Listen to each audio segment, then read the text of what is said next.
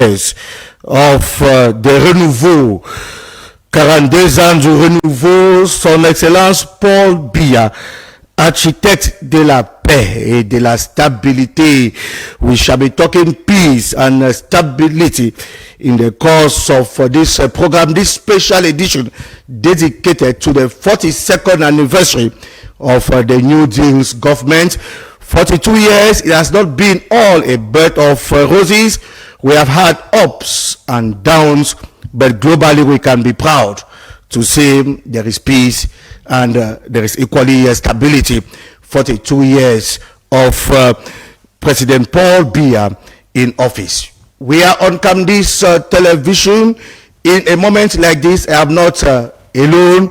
I'm with men of substance, men of caliber, for them to tell us, to analyze the 42 years of presidency of President Paul Biya at the helm of the state. Politically, economically, socially, even in the domain of sports, the ups and the downs of the New Deal's regime. Without any waste of time, I will begin by presenting, of course, the panel tonight. We have, of course, the Vice Rector of the University of Yaoundé 1. They call him Professor Edmond Bilowa. Prof, we say good evening and welcome to this special edition, an edition dedicated to the 42nd anniversary of the New Deal's regime. Well, we say, Prof, good evening and welcome. Thank you. Good evening. Thank you for inviting me. How is Prof doing today? You, who is a militant of the CPD and party, we are on the eve of this big celebration. How are you faring? Well, we have been ready for quite some time. So tomorrow is going to be a celebration. And while we celebrate, we also think about the future. So we are thinking about the future. We are happy about the past, but we think that the past can be improved. Of course, many challenges, stakes and challenges, of course, as what concerns the 42nd anniversary of the New Deal's regime. Over 4 decades is not all that easy. Equally with us here, we have Dr. Thomas Esumba. Of course, he is a political figure. He is the first deputy mayor of Yaoundé 4. He is here with us. Mr. Mayor, we say good evening. Good evening. And welcome. Thank you. It is a great pleasure for me to be there today. Bien le bonsoir. Merci. Equally with us on this platform is our Seseko. They call him Seseko Dr. Eyomta Joseph. He is equally an educationist and a town planning expert. So when we say Seseko, good evening and welcome. Thanks for inviting me, Tabi. It's a pleasure to be here today. And before I continue, I would like to appreciate the beauty of your studio. It looks very modern and comfortable. And I want to congratulate the proprietor of the house for this new stride. I think when people go out and they see this type of investment for a private media house, it is worth commending before we progress in the program. Greetings to the other members of the panel, and we hope we'll be able to make some positive evaluations today to push the country forward, because that is the way forward. We say thank you, Seseko, for those nice words, because we are now, of course, live from Novembre or Miss Paul. We are no longer at Carousel Kondengi. We are now broadcasting live from Novembre or Miss Paul. Equally with us is, of course, a man of the press, the DP of La République. He is here with us. They call him another Esumba with us. We have 2 Esumbas here today. Esumba Abenam, we say, of course, good evening and welcome to this special edition. Thank you, Mr. Tabi. Bonsoir à tous les co-panélistes. Bonsoir à vos millions de téléspectateurs.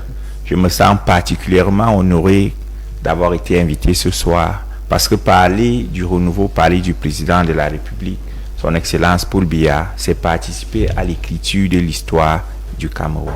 Merci pour cette invitation. Comme vous avez le micro, we shall start with you, of course, Esomba. We see our theme, the topic that we have chosen tonight is that, est-ce qu'on peut avoir le thème sur l'écran? C'est 42 ans du renouveau de son Excellence Paul Biya, un architecte, un grand architecte de la paix et de la stabilité. What are you saying about the theme? Je pense que la thématique a été très judicieusement choisie parce que, à titre personnel, je suis en train d'organiser une réflexion sur intitulée La paix dans le magistère du président Paul Biya. En fait, s'il fallait résumer les 42 ans de règne du président Paul Biya en un seul mot, je choisirais le mot paix. Et qui dit paix induit forcément la stabilité. Et il ne faut pas penser que les nombreuses crises que le Cameroun a connues, qu'on peut inscrire au chapitre des menaces à l'évolution du Cameroun, ne sont pas des crises qui vont édulcorer tout le travail de stabilité qui a été mené par le chef de l'État. Non, elles viennent plutôt bonifier parce qu'on dit que c'est à force de péril que la gloire gagne en étoffe. On dit, j'oublie la formule exacte. À vaincre sans péril, voilà, on triomphe à vaincre sans gloire. sans péril, on triomphe sans gloire. Ce sont donc tous ces périls-là qui rehaussent la victoire du président de la République en matière de stabilité, en matière de paix. Il reste encore beaucoup de choses à faire et je pense que si vous nous avez invités là ce soir, c'est pour qu'on puisse aussi proposer des pistes amélioratives pour un lendemain, un Cameroun avec un lendemain meilleur qu'aujourd'hui, parce qu'on aspire toujours à un mieux-être et à un meilleur devenir. Before we take the other Esomba, I think we should take the Seseko peace and stability for the 2 years of the new regime. What is your take on that? Well, you know, to ask somebody from the English-speaking part of this country that question, you should be expecting an obvious answer. Because if I say anything contrary to what we are going through, it will mean I'm betraying myself as a person and telling lies to myself, which will not be what I came here to do today. The topic, first of all, is appropriate based on the fact that if we look at the Cameroon as a country, we can say that we have 10 administrative or political regions, and we can conveniently say about 5 or 6, why not 7, are relatively stable.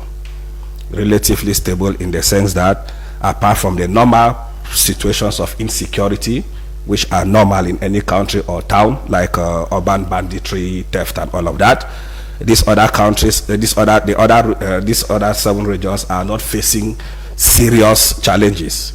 At that level, we can talk about peace and some degree of stability. If you take now the case of the Northwest and Southwest regions, where I come from, the Southwest, you will see that my answer will be negative, in the sense that we are 8 years into instability today, with a lot of efforts being put in by the government, both monetarily, human resource wise, material wise, and otherwise, to try to bring back stability. But if we have to take it from a balance sheet perspective, and we take the 42 years of power, we can say that a lot of effort has been made by the president, by President Paul Biya, based on the fact that these things are coming more towards the outing of his mandate. If, for example, the mandate was to end some 7 years ago, and we had to talk about peace and stability, of course, I will grade him with about 80% in terms of success. So I think we are here, personally, I will be focusing more on what should be done to make things better in terms of our topic, which is that of peace and stability. But we must equally acknowledge that it is not easy to govern a country, especially when that country is not, we can say without mincing words, actually independent. There are a lot of exogenous forces that are affecting certain decision-making aspects, and that should not be taken lightly. So positively, I think the other 7 regions can talk about positive peace and what they are enjoying, but for me to come here and tell you that there is peace where I come from will be lying to myself. Dr. Esumba, what can we say are some of the achievements of the new regime today? Can we say there is peace globally and that there is stability, Doctor? Oui, je dirais que c'est tout cela à la fois, c'est la paix, c'est la stabilité. Vous savez, depuis 42 ans, et surtout les premières années du magistère du président Paul Biya, ce fut un moment de stabilité, ce fut un moment de paix, n'eût été ces dernières années. Et vous le savez, toutes les grandes institutions, tous les grands pays au monde ont connu des problèmes d'indépendance, des problèmes de revendication. Je peux parler de la Corse, je peux parler du Biafra et j'en oublie d'autres. Alors, si le cas du Cameroun est arrivé ces dernières années par le Nozo, je pense que, je ne veux pas dire que c'est un épiphénomène, mais c'est quand même, ça peut arriver. Et vous savez, il y a un proverbe chez nous qui dit, si les gens vivent ensemble des jours, des semaines, des mois, des années sans querelle, on dira chez nous qu'ils font la sorcellerie. Parce que la querelle, la dispute est inhérente à la nature humaine. Et ça peut arriver que des frères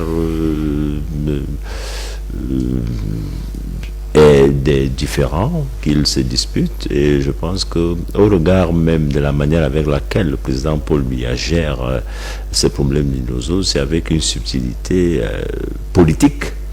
C'est pas la juridiction en tant que telle, c'est pas avec la force en tant que telle, c'est pas avec la sanction juridique, avec tout ce qui va avec en tant que tel qu'il applique ces sanctions.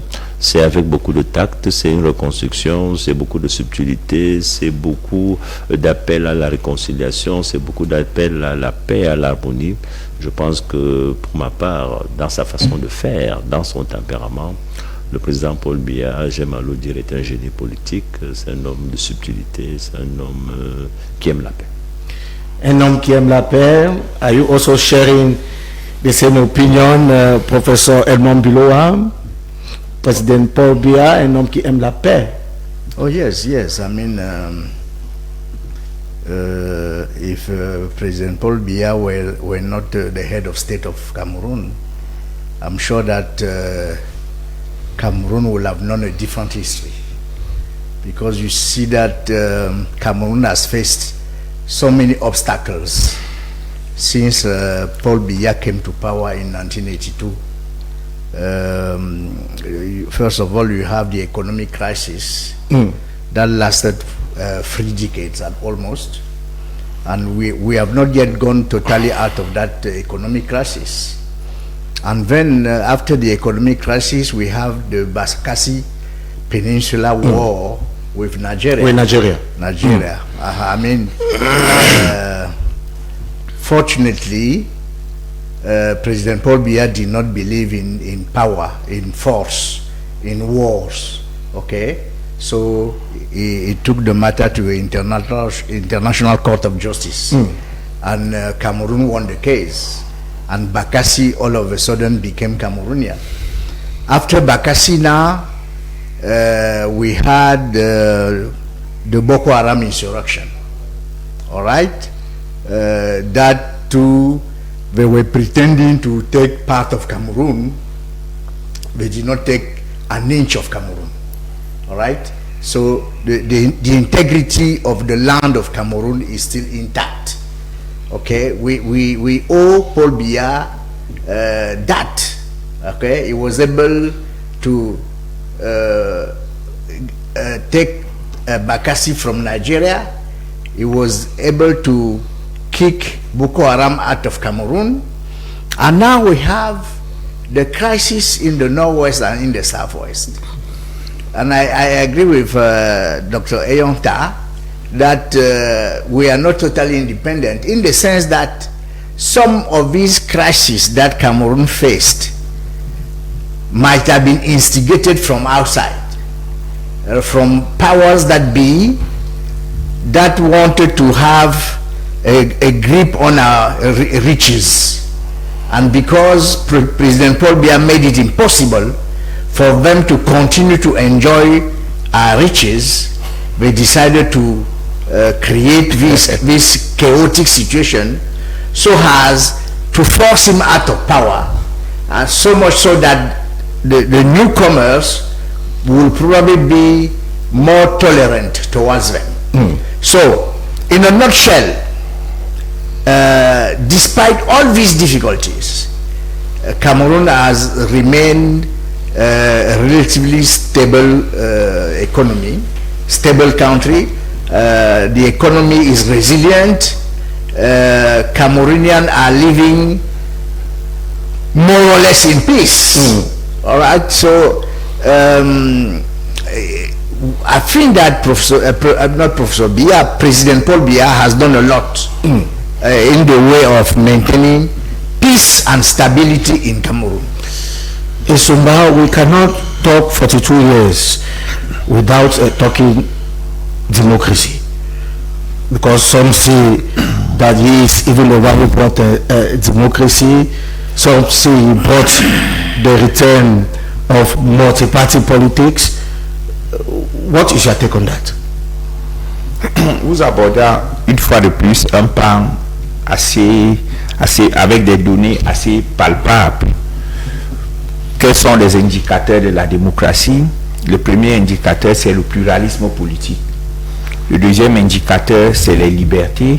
Le deuxième indicateur, c'est la régularité des élections avec ses corollaires, que sont la transparence et l'indépendance de l'organisme qui les organise. Certains peuvent ajouter à ce niveau l'alternance politique. Mais l'alternance politique se manifeste d'abord par le respect de la volonté du peuple. Parce que si on décide d'émasculer la volonté du peuple, par exemple avec la limitation des mandats, le peuple n'est plus réellement souverain. Et lorsque l'on observe donc tous ces critères au niveau du landerneau politique camerounais, le pluralisme politique est là à travers l'existence de plusieurs partis politiques. Ils sont aujourd'hui 1 millier, mais il y a des forces qui se dégagent. Et ces forces, les forces qui se dégagent au niveau du Parlement, au niveau des conseils régionaux, ainsi qu'au niveau des communes. Est-ce que les élections sont organisées de façon régulière au Cameroun? On répond par l'affirmative. Est-ce que l'organisme qui organise les élections est indépendant et offre suffisamment de garanties? Je vais répondre ici avec beaucoup plus de prudence en disant cet organisme présente des signes d'indépendance, mais il reste perfectible. Parce que nous n'allons pas verser totalement dans la brosse à reluire. Est-ce que les libertés publiques ont connu un boom au Cameroun? Je vais dire qu'en ce moment, il y a comme une sorte de chape de plomb au niveau des libertés publiques.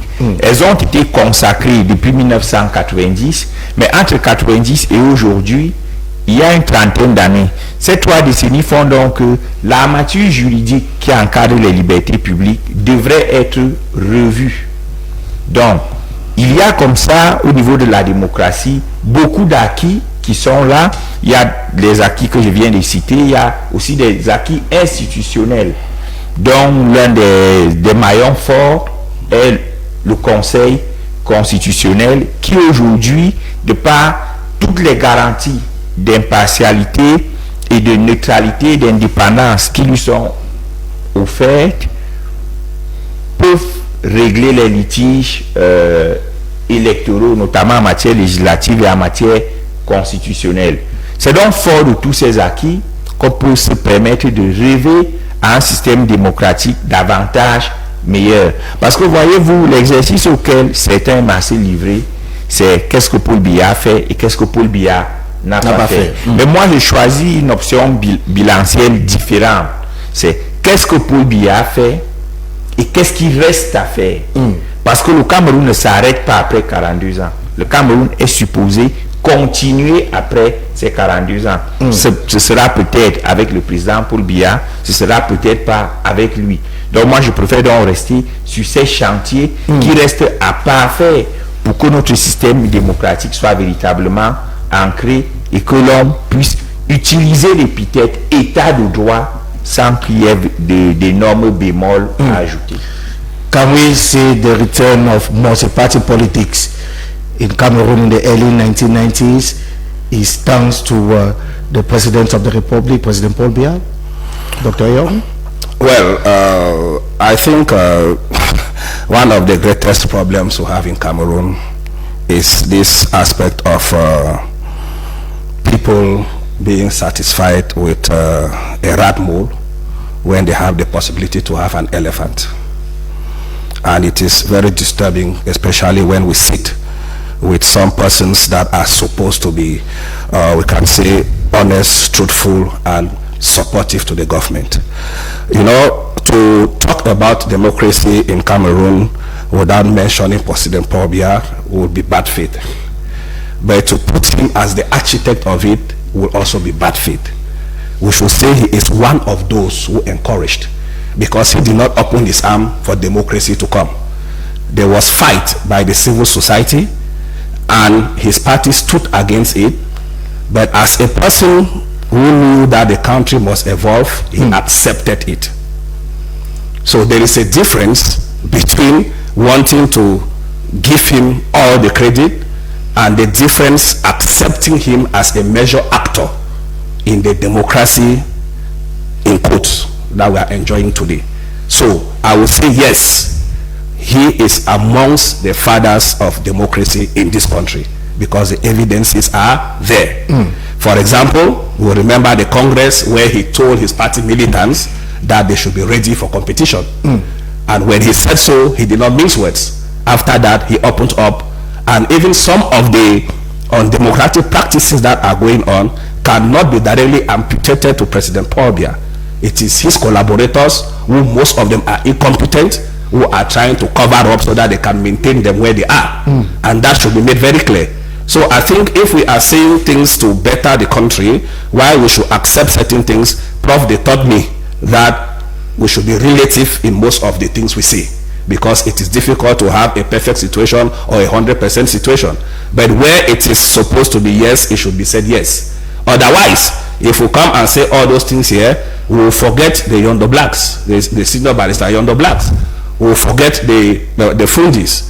The democracy of this country cannot be discussed without these persons being given some credit. So President Paul Biya, yes, as Prof rightly said, it will be difficult to discuss modern Cameroon, in quotes, because it's not yet modern. Let me say the evolved Cameroon, without mentioning President Paul Biya in terms of other aspects. Again, when you look at the evolution of the electoral system, from the way things moved, I will have a feeling that if it was left on President Paul Biya, maybe it would have gone faster than the charade that they first made by conducting elections through the territorial administration. They went to Onel 1, Onel 2, then they got to Elekam. If you look at it well, they were indirectly telling Cameroonians that at that time, there were no competent Cameroonians who could run an independent electoral system.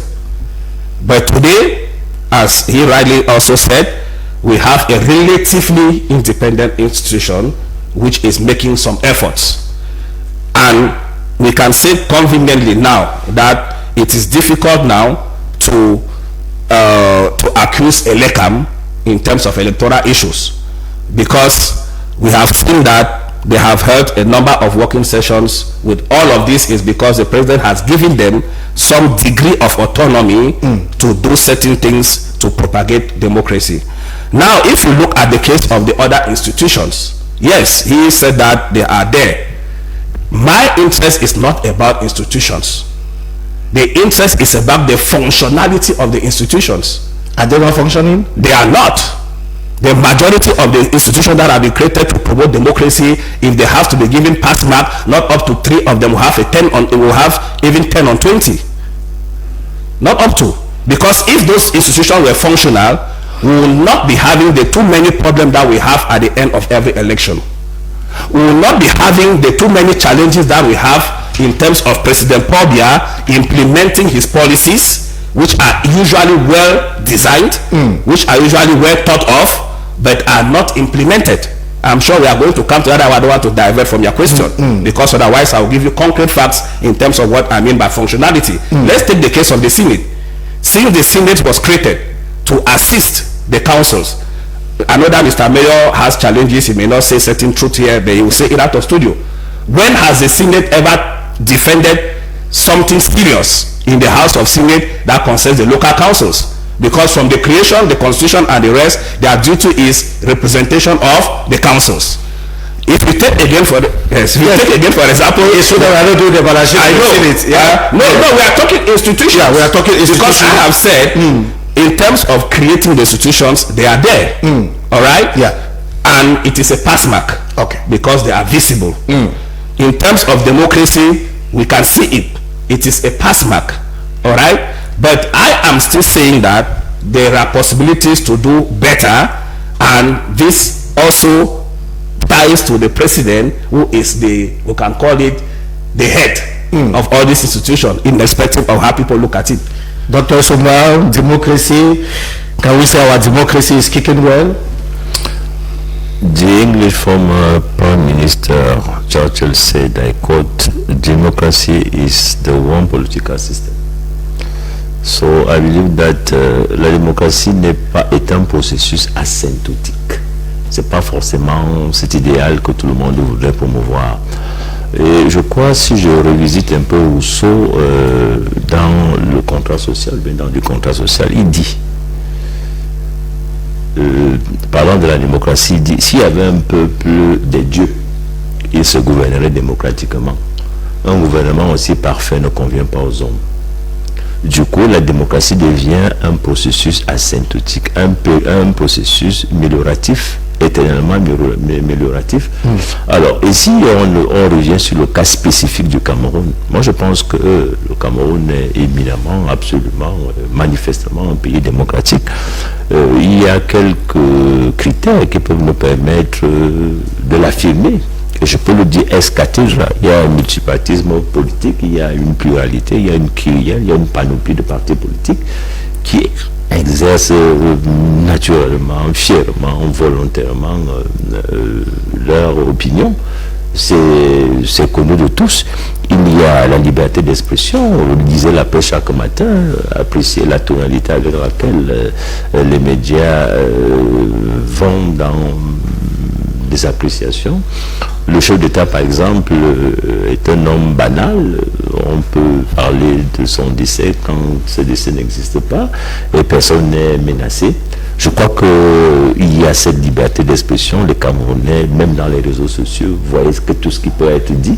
Et je crois que c'est très sérieux. Et aussi, il y a des élections constantes. Il y a un planning, il y a une constitution, il y a un texte qui réglemente l'élection au Cameroun et tout cela a souvent été fait. Le chef d'État a sa longévité au pouvoir du fait de la volonté populaire. Je ne pense pas que l'alternance soit une disposition absolutoire. Sans l'alternance politique, on ne devait pas parler de démocratie. J'ai dit non. Au-delà des réalités qui sont rappelées antérieurement, je pense que je fais fort de rappeler que il y a le multipartisme politique, il y a la liberté d'expression, il y a des élections libres dans un chronogramme connu sur le plan du point de vue constitutionnel. Et je ne vois mal comment on taxerait le Cameroun d'être une antidémocratie. Vous voyez-vous, même les États-Unis aujourd'hui, c'est ahurissant. Voilà une élection qui a commencé. Voilà un chef d'État, un ancien chef d'État qui parle déjà de la fraude avant même que le résultat ne soit officiellement. Voyez-vous, on ne me dira pas que le président de Russie est un antidémocrate. Voilà un pays qui fait la démocratie à sa manière. Nous ne sommes pas nus, nous ne sommes pas moulés, nous ne devons pas être moulés sous le prisme outrancièrement occidental. La démocratie peut être construite d'une manière ou d'une autre, mais toujours est-il que les valeurs essentielles telles que le multipartisme, la liberté d'expression, l'élection libre sont reconnues et manifestes au Cameroun. Free elections, freedom of speech, signs of democracy. Can we be proud of our democracy today, Professor Edmond Biloa? Well, I think that Cameroon has made a lot of progress on the way of democratization. You see that since 1990, many the law, allowing Cameroon to enjoy a number of freedom of speech, freedom of association, has made it possible for Cameroonians to behave like most people in democratic societies. You see the number of the printed press, you see the number of audiovisual press, you see the number of radios, okay? You see that most people are free to say whatever they want to say. Even when a minister wants to forbid them to doing something, they still say what they want to say. And experience has proved that the minister cannot do anything, because otherwise the minister is likely to become ridiculous. Okay, so there is a great deal of freedom in Cameroon. Let's say it like that way. But now you see, there is no single definition of democracy. There is no single definition of democracy. If you take a few countries, let's talk about China. China, after Mao Zedong, the president of the Communist Party was in power, and only death could remove him from power. And then China changed a little bit. The president of the party can stay there for 10 years. Okay? So after 10 years, he leaves and somebody else comes in. All right. So you see that the world is undergoing a number of changes. Okay? And those changes happen everywhere. Those changes happen everywhere. Even in a democratic society like America, the US, United States of America, you see that the election of George Bush against Al Gore created so many problems. They had to go to the Supreme Court, and it is the Supreme Court that put an end to the dispute. Okay, so the fact that you see in a democratic society like America, people are discussing as if they were in a third world country, right? They say, okay, well, he was elected because his brother was the governor of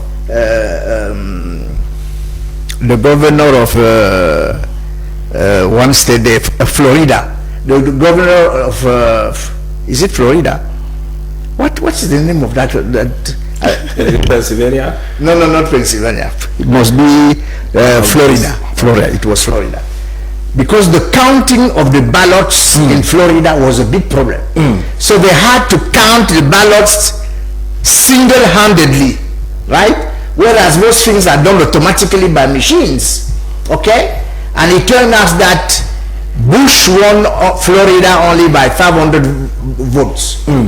Only 500 votes. You see, so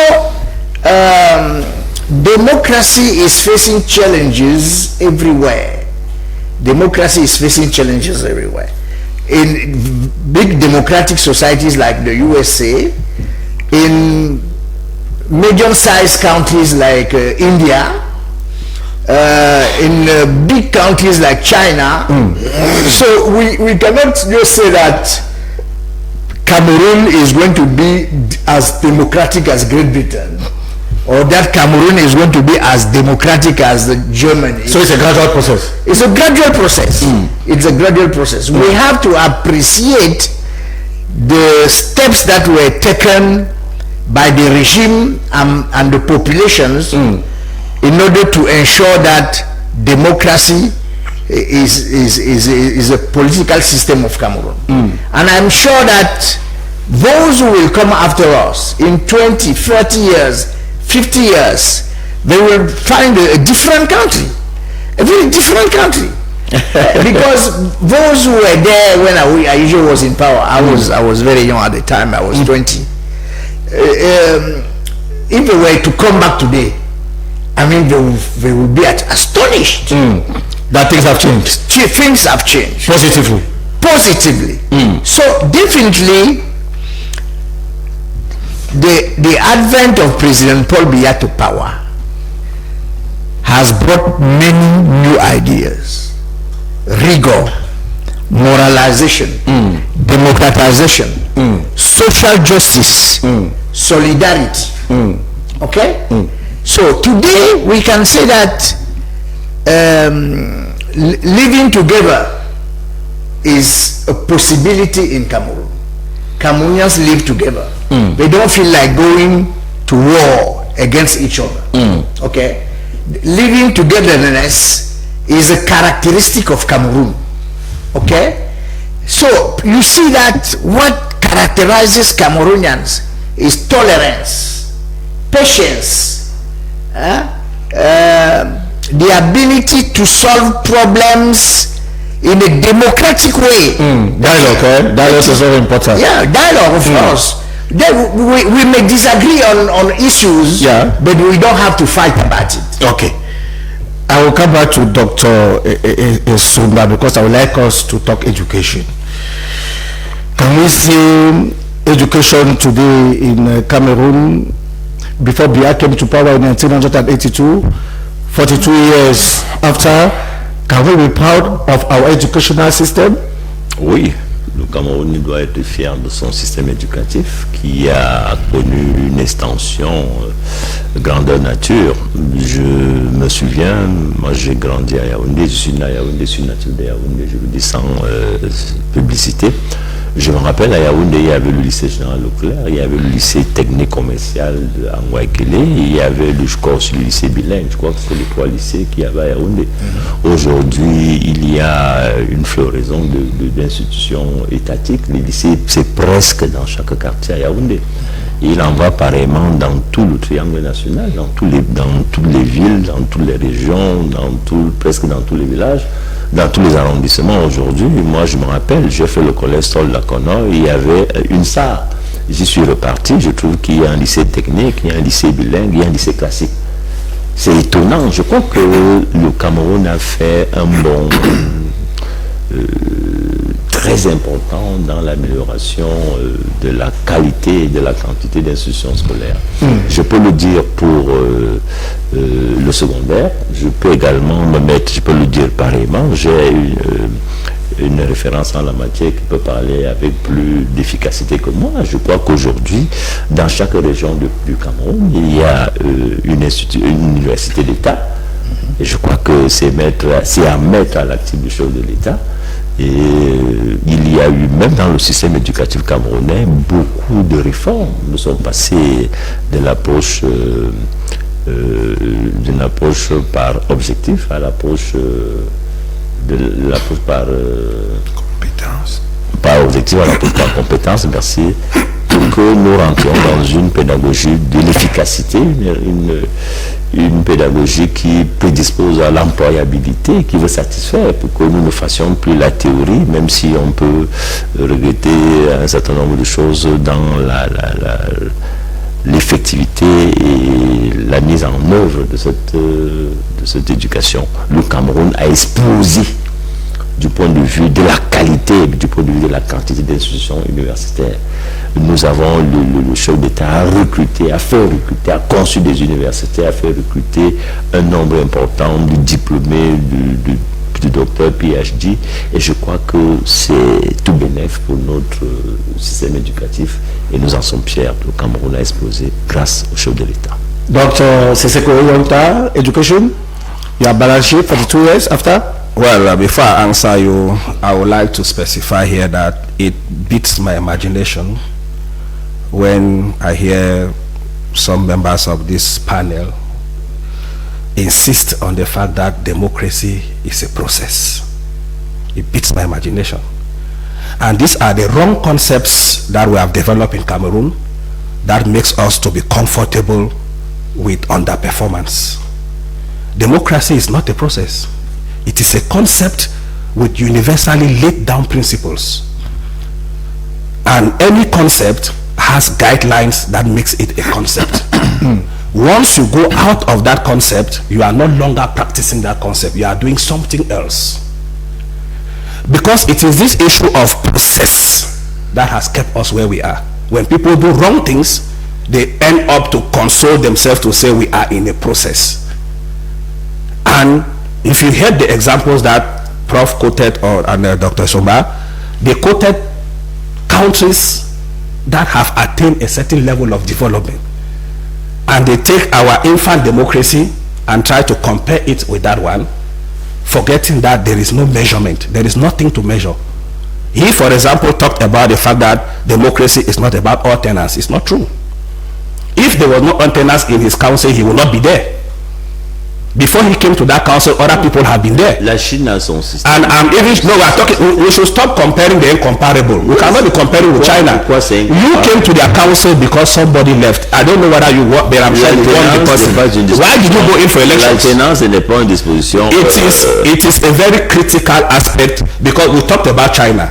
Absolutely. The party in China remained, but they changed heads. Even in the Great Britain, the Labour Party had one state in power for about 18 years. La démocratie recherche quoi? No, even in Russia, at one point when Putin realized that he was being called he stepped down, brought in the vice president, and then later on he came back to power. No, I want to discard this aspect of always trying to tell lies. Let's come back. We are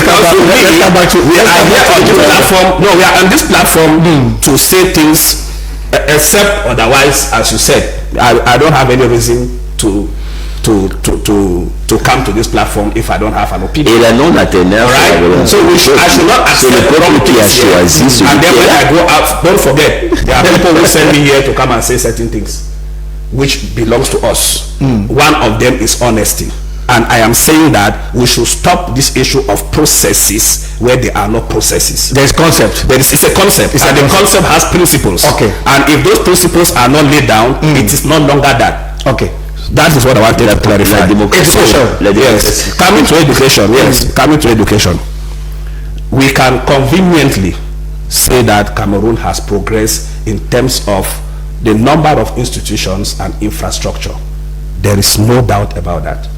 Because, as you rightly said, if you go to the nooks and crannies of this country, you will see an educational institution. So, at a level of pass mark, that is the number of schools, and in terms of the infrastructure, I will say we can give the president, since he is the one we are talking about, of course, 7 on 10. 7 on 10. If we go to the quality of education, it is 4 on 10. A fail mark. Contrary to what they said here about competence approach, I will not blame them. Maybe they are not teaching in the field, but Prof may not go detailing into that. I will tell you that the competency approach that we have adopted in Cameroon is clearly different from what it is real. And there again, it is not a process, it is a concept. When they brought the competency-based approach in Cameroon, some of us argued that we were not prepared for it based on the preparation that we made, because I was part of the reflection team that was there. You know what they told us? On va commencer quand même et on va perfectionner avec le temps. That is always the statement. So when some of us, the English speaking, are in panels or we are in commissions where they are carrying out reflection, we feel cold feet. It's always as we are not competent, we should just try something, then we perfect it along the line. Whereas there are laid down principles on everything we want to do. If you want to do competency approach, for example, it has to do with the size of students in a class. Prof can testify what I'm saying because he studied in the US. It begins with the size of students in relation to the teacher. It begins with the socio-economic aspect of that society in terms of the ability of children to have the didactics, the teaching tools. For example, textbooks. I can tell you that if contradiction that if you go to most of the schools, less than 50% of students have the desired textbooks to study easily. That poses a problem. If you go to the universities in Cameroon, be it the state or the other one, the number of student ratio to a professor in the lesson class makes it difficult for the prof to do certain issues that can impact the students in terms of his course. For example, you have 500 students in a course to a lecturer. It makes it difficult for that lecturer to be able to practice the competence-based approach. Again, if we take it in terms of the system of education, Cameroon wants to emerge, and President Paul Biya brought this concept of emergence more than 15 years back. It was supposed to be with the educational system, and we have proposed with a guide, a curriculum guide, the STEM education, which is what is the modern system of education to move the country forward, where you have education and employability. The curriculum is there. I can forward it to you in the 24 hours that follows. So that we hang on the STEM approach. The STEM approach is science, technology, engineering, and mathematics. All right? I will not go into the details here. So we want to say that I am still standing on the fact that in terms of facilities, in terms of documentations, in terms of institutions, in educational wise, we can say without any fear. It's a contradiction. Yes, it's a contradiction that we are doing well. Yeah. But what is inside those institutions is what the quality. Yes, it's not about having the institution. It's about making them efficient so that they serve the purpose for which they were created. Isomba Bernard, tell us, we are talking education today. Can we be proud of the educational system? Pour savoir si nous pouvons être fiers de notre système éducatif, il n'y a qu'à voir la qualité des intervenants et le niveau des interventions. Aujourd'hui, il y a un phénomène qu'on appelle le phénomène Canada.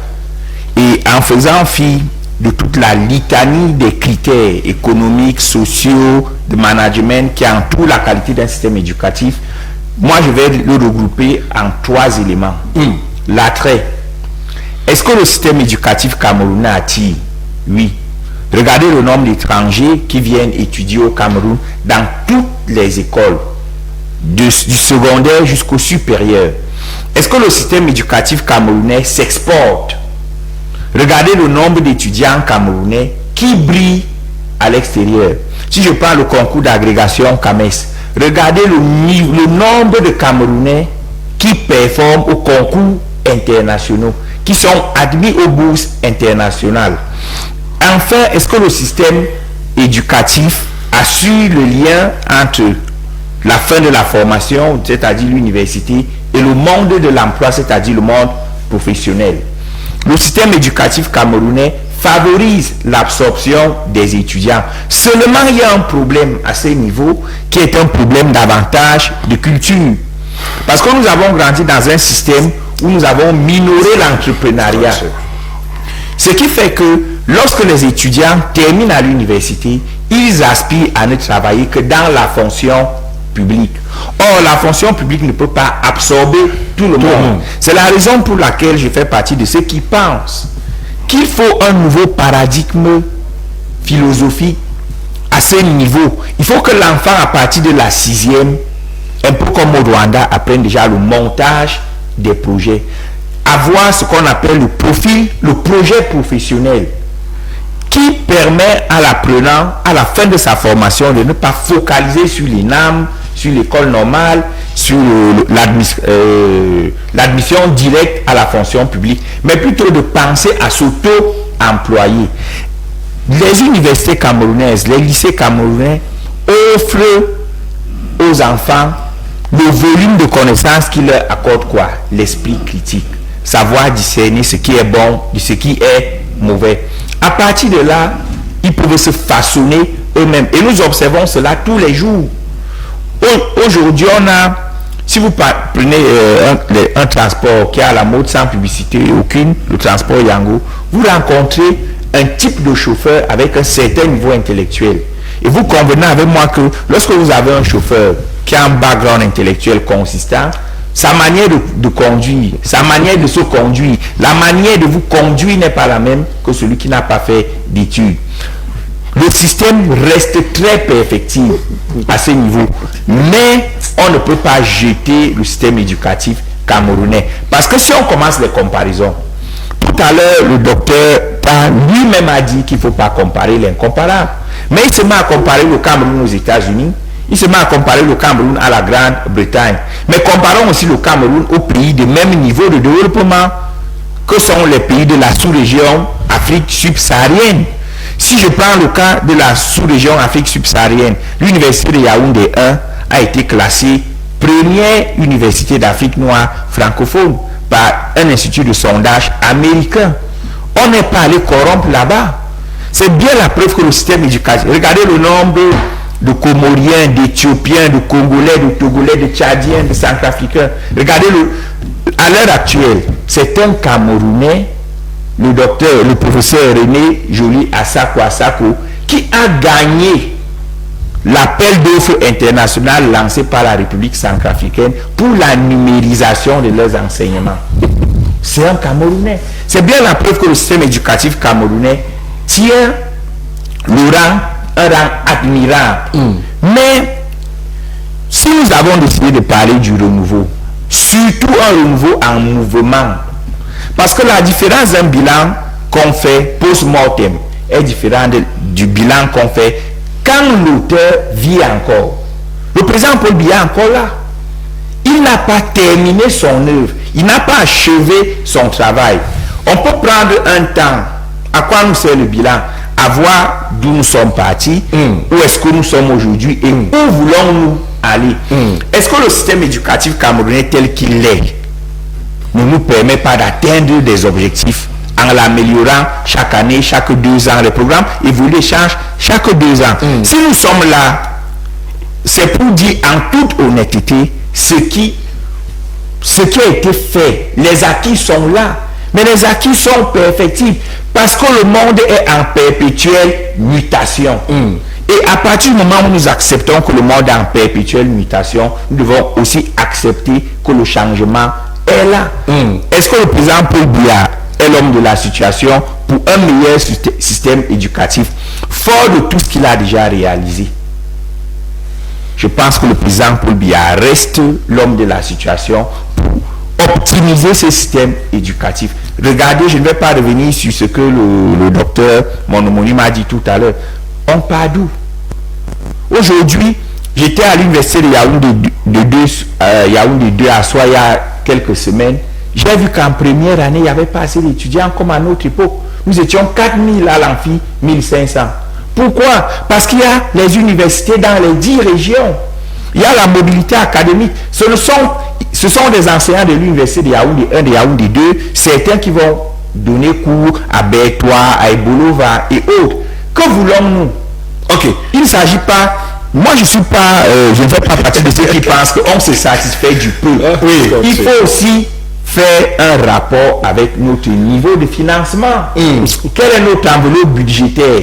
S'il faut donc commencer à se comparer avec le système américain. L'université de Harvard a 36 000 milliards de francs CFA. Une université autonome. Est-ce que nous avons ce niveau? Allons doucement avec notre niveau. Allons doucement, especially as somebody who studied in the United States of America here with us. We were talking of Harvard a while ago. Yes, Prof. Elmon below, we were talking education. What can we say is the balance sheet in terms of education 42 years after? Can we be proud? Oh yes, we can be proud. But nobody is saying that Cameroon is perfect and that Cameroon is a paradise. But we must be truthful and honest, and we should also be as objective as possible. Okay, Dr. Thomas Esomba historically said that when President Paul Biya came to power in 1982, there was only one university in Cameroon. Only one. Okay. It's true that there were a few university centers, okay, but those were so small that you could hardly call them a university. Yes, we could have called them a college, or college. The school system, the education system in Cameroon has exploded since President Paul Biya has been in power. It has exploded. From one state university, we now have 11 state universities. We now have private university institutes, private institutions of higher education. 500 of them. Private university institutions. Yes, 500 of them. And some of them are so important that, I mean, they deserve some respect. If you think about Siantou, if you think about Institut de la Côte in Douala, you see the Polytechnic in Bamenda, they are very, very sophisticated private institutions of higher education. If you take Institut Universitaire de la Côte, because when I was vice rector in Chang is the tutelage of Institut Universitaire de la Côte. Institut Universitaire de la Côte has students who start doing their bachelor degree in Cameroon and they finish the bachelor degree in France. They have French teachers who come and teach them scientific fields in Douala. I hope that is no advert. No, it's not advert. Those are just facts. Yeah. Those are just facts. You see, teachers of public institutions, they send their children, they don't send them to public institutions. And God knows that those that are located in Yaoundé have so much equipment and infrastructure. So the quality of education. But they send their children to the quality of education to go for the children. No, the quality of education has improved drastically. You cannot compare Polytechnic, the National School of Polytechnic of Yaoundé of 1982 to the one that is there now. You cannot compare it. Those are two very different things. You cannot compare the School of Medicine, Quels, to the Faculty of Medicine that we have today. It is just impossible. So, I mean, quantitatively, qualitatively, many things have changed. And many things are bound to change because every day, we who are part of the system, we criticize the system. We make sure that the system has got to improve. Because if the quality of education does not improve, there is no way you can have development. Because development is not about wealth, right? It's not about material wealth. It is about intelligentsia. How many engineers do you train every year? How many medical doctors do you train every year? How many agricultural engineers do you train every year? They don't look for people who are rich in the country. You see? If development was solely based on wealth, on material wealth, some countries in Asia will be among the most educated people in the world, right? Okay, so education has got to do with what you produce as intelligentsia. How do these people transform the day-to-day life into better lives? How do these people affect the day-to-day life of the populations? How do these people behave in such a way that the country is globally competitive? That is what education is all about. So to answer your question, we have made significant progress, both quantitatively and qualitatively. But there is still effort, much to do. Right? There is a lot to do. There is a lot to do. Okay. And nobody can say that we are not aware of it. We are aware of it. Because if you see what is going elsewhere, every presidential election talks about education. Okay. Okay? So education is very important. Education is very important. Education is very important. Just 1 minute before we take en parlant de l'éducation, on a oublié un pan très important, la recherche scientifique. La recherche scientifique était un peu une zone abandonnée. Mais qu'est-ce qui s'est passé? Le 8 août 2023, le président a signé le statut spécial du personnel chercheur. Et le 2 novembre, tout récemment, il a revalorisé les primes de technicité et primes de recherche des chercheurs. Cela signifie quoi? Nous sommes dans un New Deal en matière de recherche scientifique. C'est autant de choses qui démontrent que les critiques que nous posons poussent les pouvoirs publics à améliorer les choses. Mais il ne faut pas créer la sinuscrose auprès de l'opinion en donnant l'impression que rien ne marche. En donnant l'impression que tout est noir, que rien ne marche. Voilà, il y a des choses qui marchent. Dr. Sommer, I saw you jotting certain things when Dr. Yes. Eonta was talking. Oui, Education still? Oui, je voudrais justement, je reste encore dans le domaine de l'éducation. Moi, j'ai du mal à accepter que nous rentrions dans le catastrophisme, dans le scepticisme, dans le négativisme. Des choses importantes ont été faites, que nous le voulions ou non. Il y a eu une dynamique importante du système éducatif camerounais, je dis de manière qualitative et de manière quantitative. Seulement, le tout n'est pas de s'auto-glorifier, de verser dans un satisfait, dans une satisfaction béate.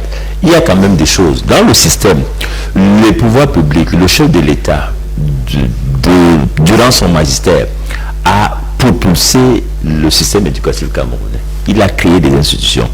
Mais nous devons quand même regretter aussi, moi je préfère mettre ces bémols, pour dire qu'il y a encore beaucoup d'anomalies. Les anomalies, c'est quoi? Le système en lui-même, si je prends l'APC, l'approche par compétence, personnellement, c'est une bonne approche, peut-être qu'il peut viser l'employabilité, qui peut donner à l'élève un certain nombre d'aptitudes opérationnelles, de manière à professionnelle, de s'auto-employer, d'être plus opérationnel sur le terrain. Mais c'est un système qui développe aussi beaucoup de lacunes. Moi, je le dis en tant que modeste enseignant. Voyez-vous, je peux prendre des clichés, comme le cas de cette année. On a versé aussi dans des approches de facilité. Jadis, l'école était plus raide, plus rigoureuse, elle était plus qualitative. On faisait des dictées, il y avait des fautes d'orthographe, mais on a simplifié ces choses. On parle désormais de l'approche, je vais parler de la correction orthographique. C'est-à-dire, on vous donne un texte, c'est à vous de trouver les fautes. Je trouve ça trop simpliste. Faudrait-il que nous rentrions dans ce rigorisme, dans cet enseignement assez raide, assez rigide, qui forme des vrais Camerounais? Moi, je ne sais pas pourquoi on est un peu dérangé. Quand on prend les grandes écoles au Cameroun, les NAM, ceux qui veulent entrer dans les NAM viennent de partout, en Afrique centrale. C'est crédible. Les MIA, ils viennent de partout. L'INGS, ils viennent de partout. Le CUS, ils viennent de partout. C'est dire que le label Cameroun compte, Polytechnique compte.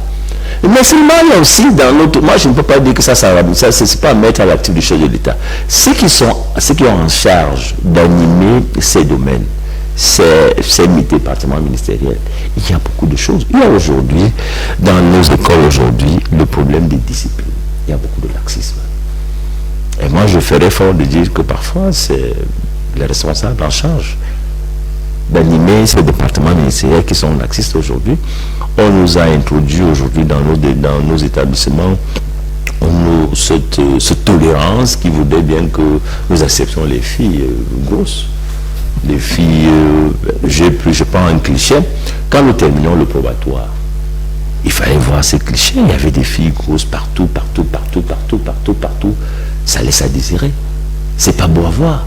L'institution scolaire doit rester une institution noble. Si vous voulez déjà faire dans la maternité, allez en mariage, allez le faire. Mais si vous voulez rester dans le cadre de l'institution scolaire, il y a une éthique à préserver. Il y a des choses de ce genre. Il y a même la discipline. Il y a un laisser-aller, il y a beaucoup de laxisme. Tout se passe comme si par le passé, nous, quand nous étions élèves au secondaire, quand nous étions au primaire, nous n'avons pas de droits. Il faut privilégier les droits de l'enfant. Tu sais, au Cameroun, aussi, des accords avec des institutions internationales, il faut respecter la discipline, mais il y a un laisser-aller. C'est pour cela que dans nos lycées, dans nos lycées scolaires aujourd'hui, il y a une consommation à outrance de la drogue. Il y a un laisser-aller. Les élèves prétendent connaître leurs droits et ils vous chahutent. Quand madame la ministre prend une décision, quand vous arrivez à l'institution, les élèves vous chahutent, par là encore, on a décidé qu'on doit plus faire ceci. Moi, je pense que nous devons faire chorus autour de la discipline. Si nous renforçons la discipline, peut-être aussi que c'est aussi le problème de la société camerounaise et même qui va présenter un certain nombre de faillisses morales, la société, la morale sociale. Parce qu'on ne peut pas nier la corruption, la faillite morale, impact sur le système éducatif. Il y a des faux diplômes. Ça, c'est des cancers qu'il faut tuer. Regardez, vous savez ce qui s'est passé dans les forces armées actuelles. Moi, je fais pas. Mon ami, mon frère, quoi, peut-être que nous faisons dans l'apologie du système à tous les prix. Quand il y a des choses qui vont mal, vous voyez, il y a les faux diplômes, les parents en sont complices, le système, il y a même l'eau qui coule. Vous, comme suivez mon regard, on se comprend. C'est des choses parce que nous critiquons que le système parfois. Et nous sommes aussi dénoncés et pour que ça s'améliore. Je ne suis pas la bête de la facilité. C'est des choses qu'il faut dénoncer. Voilà. We are taking the one last aspect. We still have 15 minutes. Yes. Because we cannot do the balance sheet of 42 years. Just give you 1 minute. You have your minute. And as it is, I will use 1 minute. Yeah, you have your minute. I just want to first of all appreciate what he said. Because that is what I expected on this platform. Not to come and say passable, total, exponential, qualitative. That is wrong. And that has been our problem in Cameroon. The education system has gone down the drain. And that is why I said in terms of infrastructure, 7 on 10. In terms of quality, it is 4 on 10. I want to thank him because that is what I expected him to say because he's an educationist. Of course. He's somebody who is involved in the education sector. I know him in that respect. Of course. And he knows what we are going through. I can tell you that if you have contradiction that today the primary school students, pupils who leave class 6 or Kumayen 2, about 80% of them cannot read and write properly. 80%. I'm not mixing words. If you go to the World Bank and look at the educational system, Cameroon, the grading, you pay with, even in the university level, prof, there are graduates in the university who do not know how to write an application. That was not the case with you people when you people were still in school, in the early part of education. Do we say it is qualitative? I want to also add, the majority of these people that he quoted here, that some party is unfair, if they were in this country, they would not be where they are. The polytechnic that we are talking about, what can we boast about polytechnic in Cameroon? What? Telecommunication is done by foreigners. Road construction is done by foreigners. Even our health domain is, I don't know what, that's why I said that. Let's come back. The more we criticize the system positively let's come back. Dr. Didier, it will make our decision makers to work better. Then when we just come in and say everything is nice, even me speaking here, Tabi, I did not go to school to become a teacher in the school. No, prof, I want to be honest. The majority of youths who are out there are not doing what they ought to do. If, for example, some people to go to the private sector, what has been done to improve the private sector? Like you is a publication person. How much do you spend per week to publish your papers? How many people buy the papers? Dr. Ayo, you have to go into Dr. Ayo, we shall tackle the last part of this program. Is no, we don't do better. Dr. Ayo, I know that you're a gentleman. We shall tackle the last part of this program. We are talking diplomacy. In 15 minutes, we shall discuss diplomacy. I'll begin with you, Esomba Abenam, DP La République. What can we retain in terms of diplomacy, the 42 years of President Biya in power? Mais c'est une diplomatie prolifique. Et l'exemple le plus marquant, c'est l'élection de l'ancien Premier ministre Yann Philemon à la tête de l'Assemblée générale des Nations Unies. On a tous suivi les discours du président Paul Biya lors des différents sommets Chine-Afrique, Russie-Afrique, son récent déploiement à l'anniversaire en Normandie, au débarquement de Normandie. Voilà. C'est la diplomatie camerounaise rayonne. Le nombre de Camerounais dans les institutions internationales, les Camerounais qui ont fait les études ici, qui sont cooptés dans les institutions internationales. Je vais prendre le cas de l'ancien directeur général des impôts, Modeste Mopa Fatoum, qui a fait tout son cursus au Cameroun, mais que le FMI a coopté. Et des cas comme ça sont légion. Vous voyez, la diplomatie rayonne. Pourquoi? Parce que le label Cameroun est intéressant. Parce que le système camerounais est intéressant. Vous n'allez pas juger un élève parce qu'il a des fautes d'orthographe sur une demande d'emploi. Mais je suis un éducateur, moi également, je côtoie ces enfants tous les jours. Regardez leur niveau de réflexion. Regardez leur ingénierie dans le domaine des TIC. Il faut s'adapter. On ne juge plus un homme aujourd'hui par sa capacité à bien rédiger le français. Parce que même les Français eux-mêmes ne rédigent pas bien le français. Les Anglais eux-mêmes ne rédigent pas bien l'anglais. Il faut côtoyer ces gens. Il faut aller à l'avenue Kennedy. Regardez ce qu'ils font avec leur intelligence. C'est le système éducatif camerounais. J'ai une fille de 6 ans à qui j'ai été obligé d'offrir le téléphone. Elle manipule cet outil à 6 ans, plus que moi. Une fille de 6 ans. Il y a aussi la responsabilité des éducateurs. Parce qu'on ne doit pas venir ici et donner l'impression que si des élèves commettent des fautes d'orthographe, c'est la faute du président Paul Biya. Non. Le président Paul Biya fait son job. Vous construisez des écoles, vous recrutez des enseignants et c'est débrouiller à les payer. Vous pensez que c'est facile de payer 120 000 enseignants? C'est le plus gros effectif de la fonction publique camerounaise. Et moi, je veux fuir la diplomatie parce que je pense que le professeur Billois est mieux placé pour parler de la diplomatie. Je vais rapidement étaler, égrener mes propositions pour améliorer la gouvernance. Of course. Elle commence par la décentralisation. On doit étendre la décentralisation au Cameroun en renforçant l'autonomie des CTD et en adoptant une loi sur la fiscalité locale. Il faut un redécoupage administratif parce que les CTD actuels sont superficiellement obèses. Elles ne garantissent pas le développement. Au lieu de 360 communes, on peut déjà aller à 500 pour que les projets impactent directement les populations. Il faut une réforme foncière. Voyez-vous le délitement de la cohésion sociale au Cameroun qu'on observe à l'heure actuelle et les replis identitaires ou communautaires commencent par la question foncière. Ça veut dire que l'ordonnance de 1974 est déjà frappée d'obsolescence. Il faut revoir à tout prix la question foncière au Cameroun. Il faut améliorer le système éducatif. Je l'avais noté bien sans savoir qu'on allait en parler sur le plateau. Parce que on a beaucoup d'écoles qui ont été créées aussi, mais qui n'ont pas de salle de classe, qui n'ont pas de table banc et qu'on laisse à la responsabilité des élites, qui n'ont parfois pas d'enseignants. Le préfet de l'Union Infomo a été obligé de demander qu'on ferme certaines écoles. Ok. Et enfin, je vais sortir par là. Il faut une grande réforme de l'appareil judiciaire. Ok. C'est éminemment important, même pour le climat des affaires. Parce qu'il n'y a pas assez de magistrats, il n'y a pas assez de salles d'audience. Du coup, il y a des lenteurs au niveau de la justice. Thank you. Thank you. We are talking diplomacy, Professor Edmond Bilowan, as we are concluding. What do you think diplomacy as President Paul Biya has done? Is it a successful diplomacy in 42 years? Yes, I think so. There was a time in Cameroon diplomacy was so much criticized, and everybody was saying that most senior people in international organizations were coming from Senegal or Cote d'Ivoire or South Africa. All right, but things have changed now. Things have changed now. We have a few people in many international organizations. I'm not going to talk about Philemon Yan, who was just recently elected president of the General Assembly.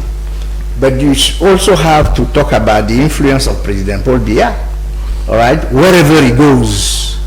And I mean, it looks as if the world has stopped, right? Everybody is around him. He's highly respected. Yeah, he's highly respected. You know, he went to the summit Russia, Africa, and he was asked by the other head of state to speak on behalf of Africa. Of course. Okay, so you see, he is very well respected now. He has a lot of experience. You remember that when the International Organization of Francophonie wanted to elect the first woman as Secretary General, Michael Jean, who was Canadian, the organization relied on Paul Biya to convince other countries not to have candidates for the positions. And Canada and Michael Jean were very grateful to President Paul Biya. So Cameroon is very influential at the international stage, and I believe that influence will continue to grow. Cameroon very influential, internationally speaking. There is Edmond Bilowa. I'll give 1 minute to Dr. Somba, equally Dr. Oyonta, as we talk diplomacy. What to write home about, Dr. Somba? Oui, je pense que ce n'est pas un concept creux. Le Cameroun fait une diplomatie de présence. Le Cameroun est partout. Le Cameroun est de ces rares pays qui pensent que l'Occident ou l'occidentalisation ou l'occidentalisme est le seul créneau auquel il faut converger. Il y a les BRICS, même si le Cameroun n'en fait pas fondamentalement partie. Il faut qu'il y ait cette tendance altermondialiste. Le Cameroun n'appartient à personne. Je crois que notre chef d'État a eu à le démontrer au Palais de l'Unité, à nombre de chefs d'État de l'Hexagone, et j'en oublie d'autres, pour montrer que le Cameroun est là. Mon homonyme m'a parlé de l'élection de Yann Philemon à l'Assemblée générale des Nations Unies. Ça montre qu'il y a un parlementarisme de couloir, il y a une diplomatie de présence efficace. Le Cameroun est présent. Je ne sais pas, tous les grands rendez-vous avec la Chine, le Cameroun est là, avec la Russie, le Cameroun est là, même avec la France, le Cameroun est là, même aux États-Unis, le Cameroun est là. Le Cameroun est partout. Il appartient au monde. Il n'appartient à personne, mais il appartient au monde. Le Cameroun est partout. Cameroon is everywhere. Diplomatically talking, 42 years after. What is your take, Dr. Young? Well, on the diplomacy side, I think I will give President Paul Biya 9 on 10. I will give him 9 on 10 because there is there are a lot of evidences to prove that our diplomatic relationship with the most powerful countries in the world is very good. Just take, for example, in terms of the embassies or the ambassadors of those countries in Cameroon. Like, for example, America. The American embassy in Cameroon is the second most strategic in Africa in terms of standard. If you take the case of the French embassy, for example, and if you take the type of respect that President Paul Biya gets when he is in a diplomatic circle, it does not only shows his age, it shows who he is and who he has been. And so to me, I will not want to underlook that aspect. If you even take when we had the problems as we talked about, when our issues are taken to the international level, it is given special attention. I know it is also because of the resources that we have. But we must say that Cameroonians are generally intelligent people. And so whenever they have to handle a situation that is at the international level, they do it with a lot of tact. And so it yields the desired results. So to me, if you take even the African Union, if you go to the African Union, you will see a host of Cameroonians who are holding strategic positions. If you go to the United Nations, you will see the same. If you go even to Francophonie, you will see the same. I think the person who is in charge of Francophonie media or something is a Cameroon. Is a Cameroonian. He's the head of the Francophonie. Even the person is the head of the Francophonie Parliament. Yes, yeah. So those things are not given by chance. It is given based on the caliber of people you present. Even the case of the election of former Prime Minister Yang, in terms of his caliber, he deserves to be where he is, keeping aside any other polemics. So it is because Cameroon also knows, President Paul Biya also knows the type of people he supports or puts in public to stand for Cameroon in certain aspects. But we must say that there is a very serious need of the functioning of our diplomatic missions out of the country. Thank you. The level of performance is really a problem for now. Thank you. I will give again each speaker 30 seconds to conclude. But before I do so, I will say that tomorrow, of course, it will be the 6th of November. It's a historic day, same like the 4th of November. Yesterday was equally a historic day, and we know that some militants and sympathizers of the CPD party are mobilized because tomorrow it's true that it's not a party celebration, it's a national celebration because President Paul Biya is the president of all Cameroonians. We at the level of Camdis Television, once again, we shall have a special program tomorrow as from 5:30 p.m. to 7 p.m. Of course, to know how Cameroonians are celebrating this new Jews regime, that is the Renouveau, 42 years after. We are concluding. Your last word in 30 seconds. Isomba Abenam, as we conclude. 30 seconds, please. Le budget du ministère de la Recherche scientifique du Cameroun a été multiplié par 2. Et dans l'élément complémentaire, 50% vont à l'IRAD. Qu'est-ce que l'IRAD a fait? Au Salon international de l'agriculture de Paris, l'IRAD a décroché le prix coup de cœur des agricultures du monde avec son café 100% Arabica. C'est une victoire diplomatique et une victoire de gouvernance, parce que c'est le gouvernement camerounais qui finance l'IRAD. Si moi je dois donner un dernier mot pour sortir d'ici, je vais dire le 6 novembre, c'est l'avènement d'un homme. C'est un homme qui ne s'est pas encore prononcé pour dire qu'il va aller au village. Au regard de ses acquis, faille-t-il encore faire confiance à l'homme du 6 novembre? Je fais partie de ceux qui pensent que, fort de ses acquis, on peut continuer de faire confiance à l'homme du 6 novembre, sans forcément être du RDPC ou d'un parti allié. Dr. Young, your last word. Thanks for inviting me. Dr. Esomba. Je suis très euphorique. Nous allons célébrer la 42e année, ou sinon le 42e anniversaire de notre président au pouvoir. C'est un magistère de succès, c'est un magistère de réussite. Nous serons en fait, je pense que nous allons partager le gâteau. Ce sera une mobilisation, une remobilisation toujours. Elle sera toujours plus croissante, plus grandissante, plus dynamique, plus tonique, plus asymptotique pour que nous préparions. Il y a un des 4, la fête se prépare. Elle se prépare très bien à la maison du parti. Je crois que le président de section a mis les petits plats dans l'écran. La mairie a fait tout le random nécessaire. Nous serons de la fête et ce sera une grande fête. Nous invitons tous les militants de la 17e section B. Je suis un modeste président. Le président Essono Francis Lamathieu a demandé à tous les militants du Foudica de se mobiliser et que nous travaillons et que nous nous mobilisions davantage autour du président Paul Biya. Professor Edmond Bilowa, will you be traveling to Novembre? Yes. You are equally mobilized for the celebration. I'm traveling tomorrow by 10 o'clock because the celebration will start probably by 1 p.m. or 2 p.m.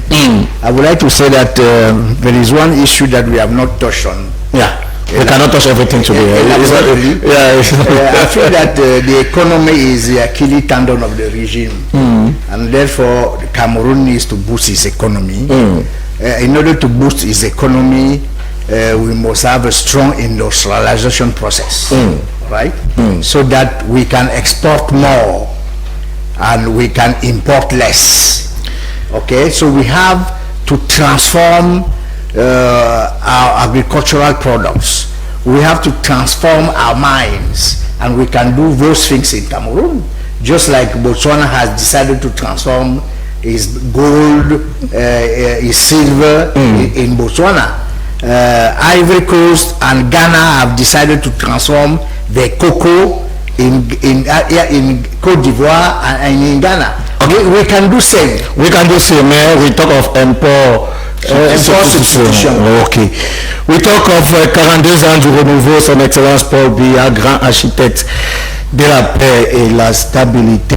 Well, we say thank you for watching Camdis Television, this special edition that was dedicated to the new Jews government. We are saying happy celebration to all Cameroonians who will go out there tomorrow and celebrate on the 6th of November, because it was on the 6th of November that President Paul Biya actually came to power.